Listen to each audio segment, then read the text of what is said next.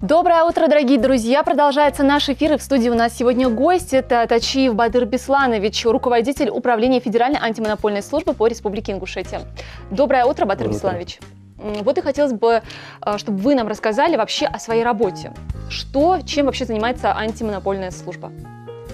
Работа наша многогранна, и сфер очень много у нас применения. Это начиная от государственных муниципальных закупок, заканчивая рекламой, иностранными инвестициями в Российской Федерации, стратегические отрасли. Рассказывать можно часами, очень много вопросов. И можно рассказать о частных случаях, которые у нас более актуальны. Необходимо еще сказать, что у нас люди любят устно обращаться, устно жаловаться и так далее, но письменно все-таки не приходят люди и не жалуются. А вот если устно пожаловался, то такая жалоба, она вообще рассматривается, принимается к сведению антимонопольной службой? Есть у нас статьи закона, которые мы можем отреагировать, а есть статьи закона, где необходимо, так сказать, пострадавшее лицо, то есть чьи интересы ущемлены непосредственно. Без такого лица наше решение, даже если оно будет вынесено, не устоит в судебном порядке.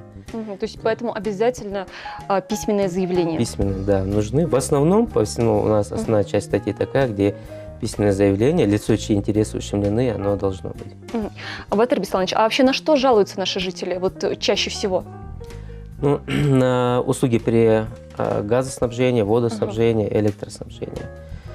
Они в основном подтверждаются. Есть, конечно, необоснованные жалобы, тоже рассматриваем. Допустим, наша сфера в этих, если вас не подключают, если при подключении с вас требуют большие суммы, чем установлено в соответствии с законодательством Российской Федерации. И если вам пришел счет, и в счете вы видите цену значительно больше, чем установлено для этого органа. То есть у нас может быть, допустим, если электроэнергия 3 рубля образно стоит, но стоит больше, например, 3 рубля, вам принесли квитанцию, даже если 3 рубля и 1 копейку, это уже повод обращаться к нам, и мы заставим получить этого органа, ту организацию, которая незаконно начислена, необоснованно, произвести перерасчет, и плюс еще будет санкция на эту организацию, очень большая, там оборотный штраф, десятки миллионов они достигают, один только штраф. А расскажите немного, как вообще вы решаете эти проблемы? То есть вы приезжаете на место, да, где совершено правонарушение, или же вместе с человеком, у которого, чьи права нарушены? И при поступлении обращения мы запрашиваем информацию. Если мы видим, что жалоба, во-первых, соответствует требованиям, которые установлены нашим законодательством, контроль и надзор мы осуществляем над 18-19 сферами, сферами деятельности. И у нас есть разные просто регламенты, есть разный порядок принятия жалоб. Допустим, в рекламе это одно, а в госзаказе это совсем другое. И сроки рассмотрения жалоб тоже совсем разные. Но если коснуться, допустим, закона о защите конкуренции, как мы говорили сейчас, если жалоба идет на энергоснабжающие организации, либо на орган власти, если идет жалоба, то там мы ее берем, смотрим, она соответствует или нет. Если соответствует, принимаем, и непосредственно уже у той организации, которая допустила нарушение, у которой есть признаки нарушения, пока только можно говорить о признаках до вынесения решения, мы направляем запрос информации, где исчерпывающее затребование у них все, что нам нужно для того, чтобы полностью рассмотреть, эта жалоба обоснована либо не обоснована. Непосредственно все происходит у нас. Допустим, если жалоба обоснована, если есть признаки, то мы возбуждаем дело по признакам нарушения. И примерно у нас этот процесс проходит как судебный. То есть создается комиссия внутри нашего органа, вызываются стороны и рассматривается этот вопрос у нас коллегиально. И коллегиально, соответственно, выносится это решение. Виновен, не виновен.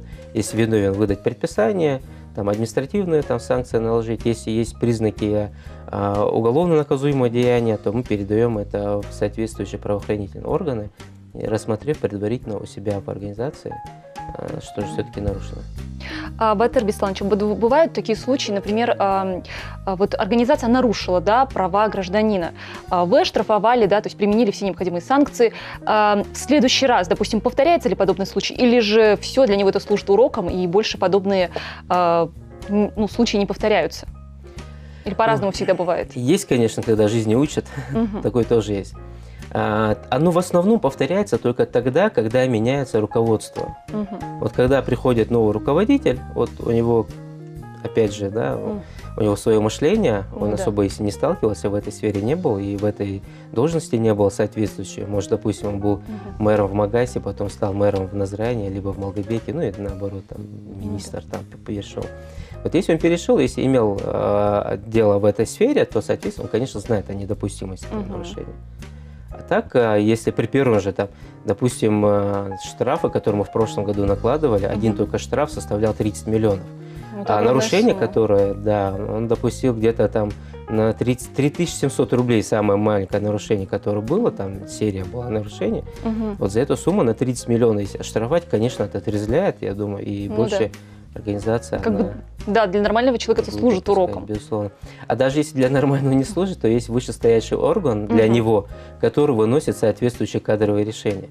Если для него это не служит, то навряд ли, я не думаю, что есть какая-то организация либо орган власти, который за ошибки и менеджера, который поставлен им, готовы платить по 30 тысяч, по 30 Конечно. миллионов рублей за это мелкие нарушения. Батыр Бесланович, расскажите, пожалуйста, вот, а какие нарушения бывают в отношении органов власти? Ну, органы власти у нас допускают нарушения, в основном это госзаказ при размещении и плюс еще закон о защите конкуренции. В законе о защите конкуренции больше всего нарушений мы выявляем при передаче в аренду либо продаже государственных муниципальных земельных участков. Но в основном муниципальных земельных участков, республиканские, там очень мало нарушений мы выявляем. Вот. А если муниципальных коснуться, то не для того, чтобы критиковать, мы уже, в принципе, на всех площадках, всех, кто нарушает, уже раскритиковали.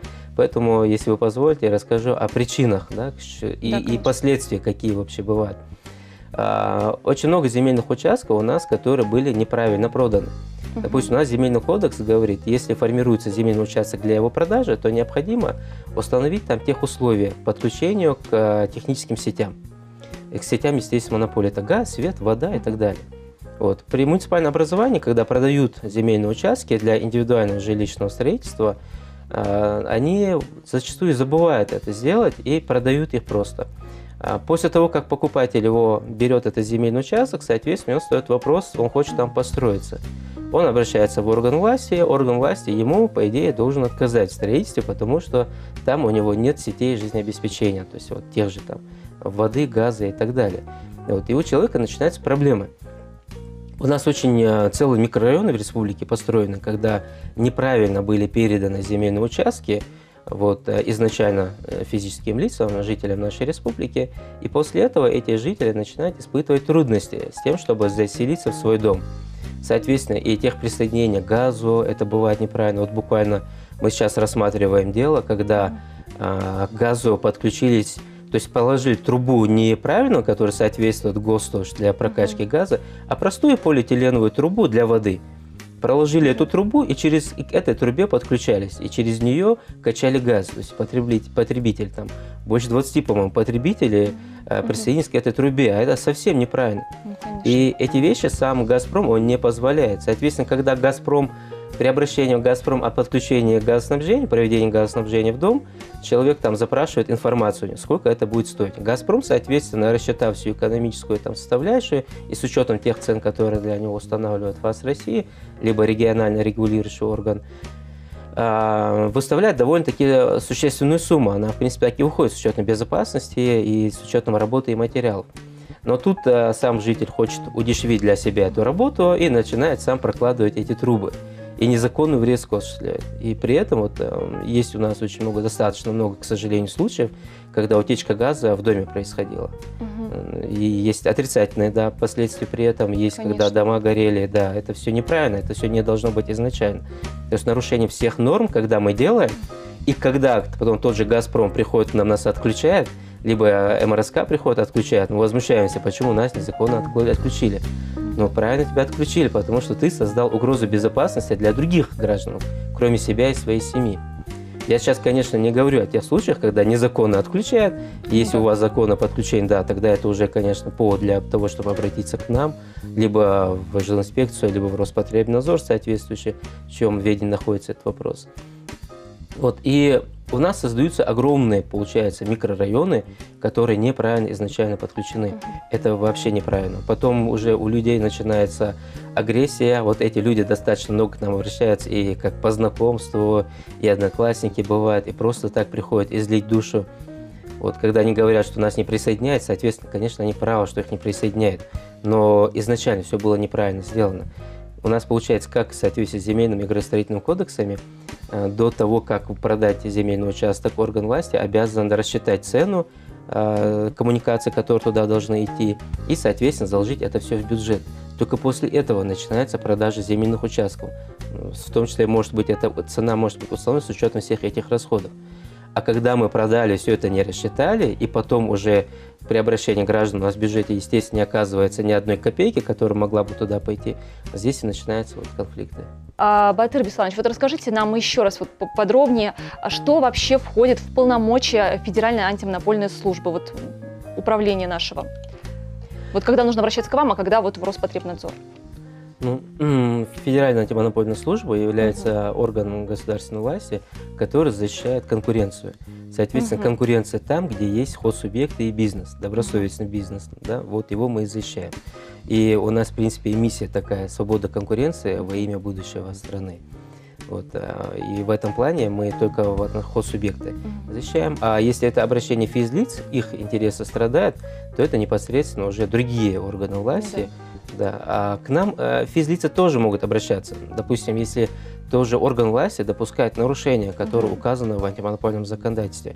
Это те же аукционы неправильно проводятся. Допустим, любой аукцион, который обязательно к проведению в соответствии с законодательством Российской Федерации, там уже не важно, будет физлицо, это бизнес будет, либо другой орган власти будет, либо сам орган власти на себя жалуется, допустив нарушение, потом выявив его по итогу внутренней проверки. То есть они могут нам, безусловно, жаловаться. Но вот физлицы к нам могут жаловаться на субъекты естественной монополии только в случае, если это допущено это нарушение в отношении 2 и более лиц. Если в отношении одного лица, то это, к сожалению, либо к счастью, не наш вопрос. Просто таких случаев очень много было, а штат нашей службы нам не позволяет рассеиваться среди всех вопросов, которые у нас есть. Все-таки защита конкуренции является прерогативой. Но защита конкуренции – это опять же для граждан, да, конечная цель. Мы защищаем конкуренцию для того, чтобы при конкуренции, как мы знаем, улучшается качество товара, снижается цена, предложение становится лучше, технологическое развитие. Оно все возможно только если есть конкуренция, реальная конкурентная среда. Вот. И, в принципе, конечный итог является любой конкуренцией, которую, соответственно, мы ее защищаем, снижение цены и улучшение качества. Именно для того, чтобы наши граждане пользовались именно этим конечным продуктом. Батыр Бесланович, расскажите, вот что вы еще контролируете? Да. Еще мы контролируем государственное муниципальное имущество, процессы, как оно расходуется, как оно перепродается, либо там передается в аренду. Это все тоже вопросы касаются антимонопольного законодательства. Честность, да, при передаче, при продаже этого имущества. Также у нас огромная сфера нашей деятельности занимает еще контроль за государственными муниципальными закупками. То есть, что это такое? Мы знаем, что каждый рубль из бюджета, когда он расходуется, он должен расходоваться в соответствии с 44-м федеральным законом о контрактной системе. Вот. И если расходуется, каждый гражданин, допустим, у нас индивидуальный предприниматель либо ООО, имеет право участвовать в торгах государственных муниципальных закупках. Вот, имеет, регистрируется на сайте, это все очень просто, сайт называется на закупки.gov.ru. Вот, и там регистрируется, участвует, и если он может поставить товар по более низкой и качественной цене, он там участвует. Бывают, конечно, и негативные действия со стороны заказчиков или полномочного органа, который пытается отклонить от того или иного участника и пропустить нужного ему. В этом случае этот участник просто приходит к нам с жалобой, мы эту жалобу рассматриваем, и при ущемлении его интереса мы его интересы восстанавливаем. Допустим, только за прошлый год мы выявили нарушение при размещении заказа на около 4 миллиардов рублей. Поэтому обращайтесь, пусть смело, пусть участвует, пусть развивает конкуренцию в этой сфере. Вот, и это рынок открыт. Для этого именно все государственные муниципальные закупки переведены в электронную сферу. Все происходит на электронной торговой площадке, никаких бумаг никуда носить не надо. Сейчас уже с 1 января конкурсы и все остальные виды торгов, которые еще сохраняли бумажный вид, они все переведены в электронный вид. Поэтому там очень все прозрачно, честно. Но если там пытаются сговориться, то у нас на это тоже есть инструмент, это сговоры при размещении госзаказа, это 17, 16 и 11 статья Закона о защите конкуренции. Мы ее очень активно применяем, за прошлый год около 6 дел мы возбудили в этой части. Там очень серьезные санкции, вплоть до уголовного наказания. Мгм. Ну что ж, Батыр Бесланович, спасибо вам за интересную беседу. И в завершении нашей беседы хотелось бы услышать ваши пожелания. Может быть, вы хотели бы обратиться к нашим жителям или организациям республики? Да, я хотел бы сказать, что Республика Ингушетия – это наш общий дом. И зачастую мы сталкиваемся с таким мнением, что я там, вот видите, там сосед очень большое нарушение проводит, а я там всего незначительно, и это, с этого ничего. Ведь из крупинок складывается большая картина. Если каждый на своем месте, каждый специалист, каждый гражданин, находясь на своем месте, будет честно, добросовестно относиться к своим согражданам и к системе власти, да, тогда у нас будет порядок. Я вот призываю к тому, чтобы мы сводили все к минимальным нарушениям. Даже тогда, когда человек там идет на осознанное либо неосознанное нарушение, и если он идет на осознанное, ему кажется, что это незначительно и не влияет на права и обязанности конкретного там человека, это в любом случае потом складывается и влияет на нашу всю общую картину. Вот я вот хотел бы призвать всех к тому, чтобы мы наводили порядок и начинали с себя и с своего дома. Ну что ж, спасибо вам за интересную беседу. Я желаю терпения вам. У вас нелегкая работа, на самом деле очень тяжелая. И успехов. И вам большое спасибо за приглашение. Спасибо. Друзья, ну что ж, я напоминаю, что в гостях у нас сегодня был Тачиев Батыр Бесланович, руководитель управления Федеральной антимонопольной службы по Ингушетии. Не уходите далеко, впереди вас ждет еще много интересного.